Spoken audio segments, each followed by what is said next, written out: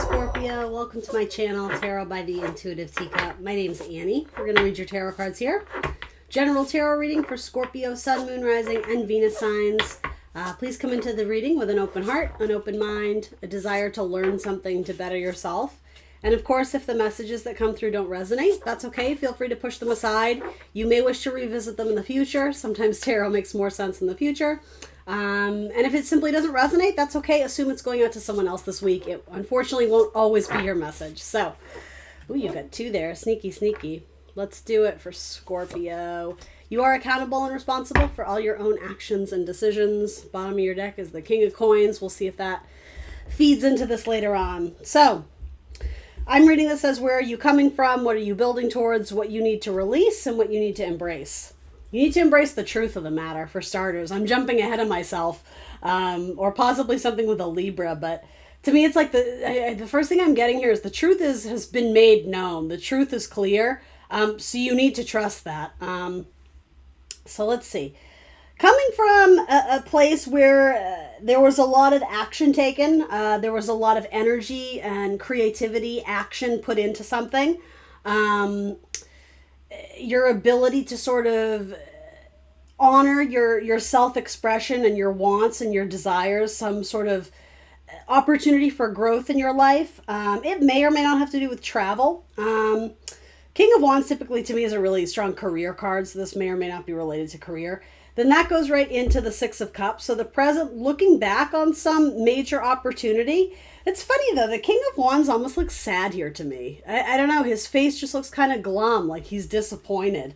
So my gut reaction to this is, did you move away from an opportunity thinking that the grass would be greener, and come to find out now that you look back, you're like, oof, maybe, maybe I should have given that more time, or maybe I didn't realize a good thing when I had it. Yeah, interesting. So then this is a Sun in Scorpio, so the illumination of transformation, the illumination of the past, very Scorpio energy. Two very strong cards indicating the Sun, so it doesn't have to be Leo energy, but again, the sun is typically our self-expression, our identity, our core being, who we are. And sort of our journey throughout our lifetime is what sort of like the message that our sun carries. So for Scorpio, you guys are the transformers of the zodiac, right? The mystics.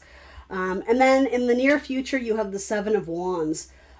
So fighting to get back what you feel like you lost, or maybe lost sight of. I don't necessarily know if it's completely gone or that it's you. I don't know, you maybe you feel like in order to take an opportunity, you had to neglect a certain part of your life, but come to find out that the part of the life that you were neglecting was actually bringing you a lot of happiness. So I see any seven has to do with our assessment, right? So I don't know, Seven of Wands, standing your ground to get back what it is you feel you lost, or possibly something to do with like a creative spark. Let's see.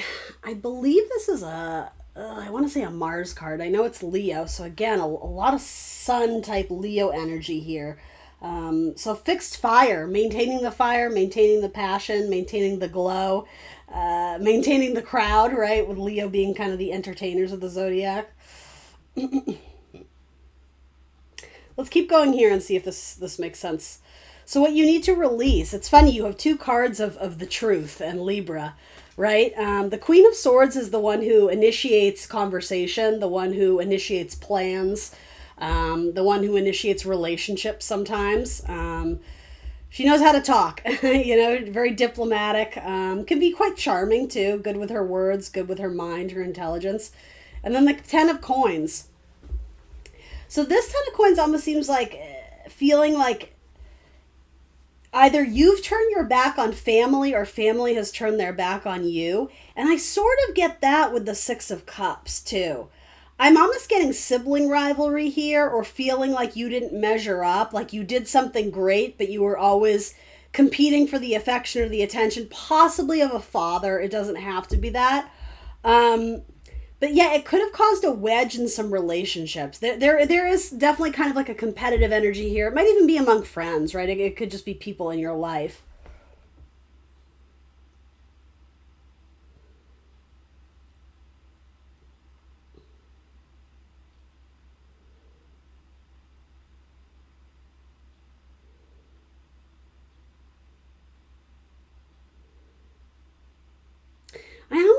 because this is also this is, to me, the way I'm reading it, is what you're being asked to release or distance yourself from, something to let go of.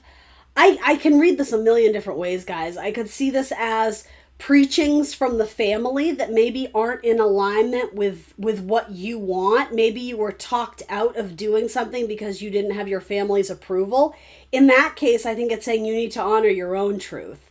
For others of you, I don't know why I'm getting this, maybe because of the butterflies, but releasing the idea of, oh, well, I can change those around me. I'm going to change their mind. I'm going to change their perception. Again, I think it comes down to not necessarily needing the approval of other people.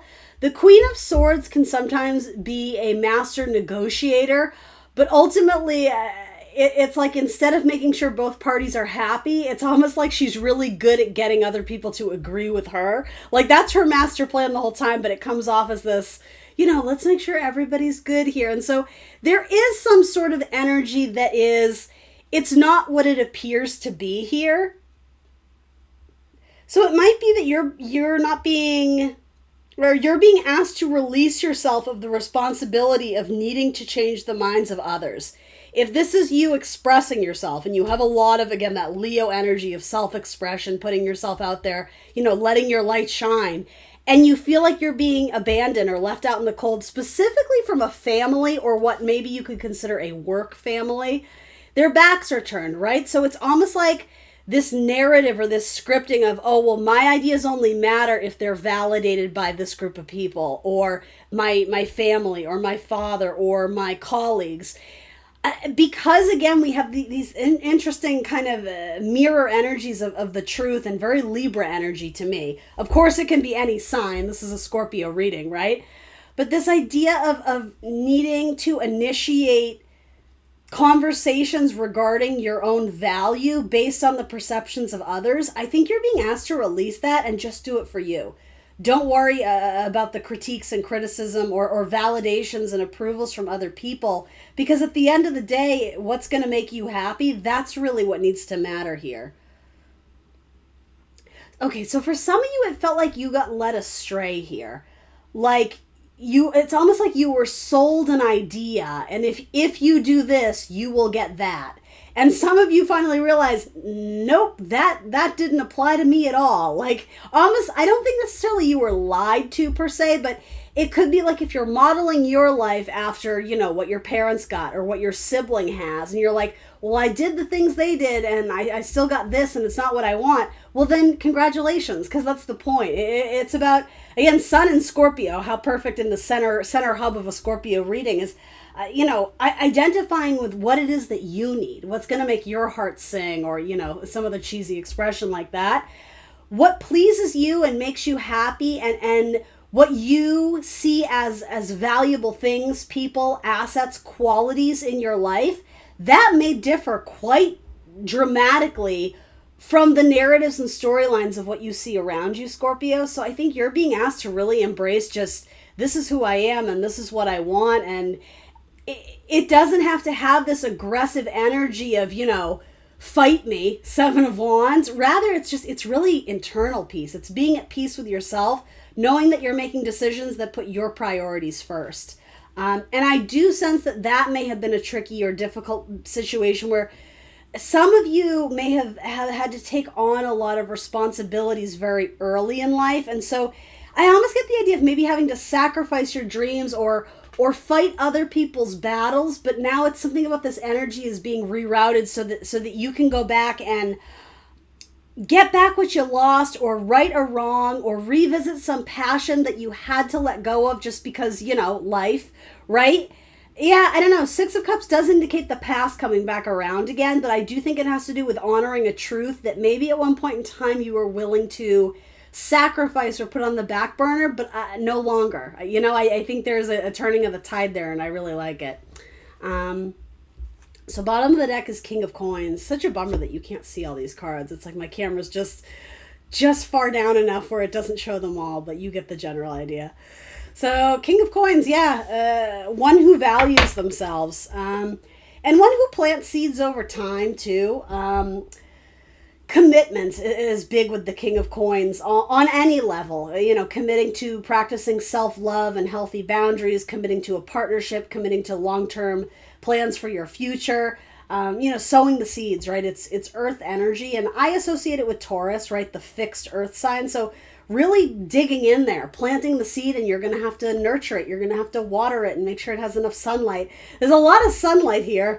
But yeah, I guess maybe it needs a touch more water. And I think that's where you come in, Scorpio, because that's your natural element, right? You're a water sign. So committing to yourself in the long term. And again, your truths versus the truths of others. And deciding that you have just as much right to follow your own dreams as everyone else, because that's what you see value in. I think this is a new commitment to what you see as a valuable path to take in your own life. All right, let's get you an animal card. For Scorpio, what can I give to them? Scorpio, this one's like sticking out. I'm curious to see what it is. The octopus. There's the water. All right, let's do it. I'm going to read from the book.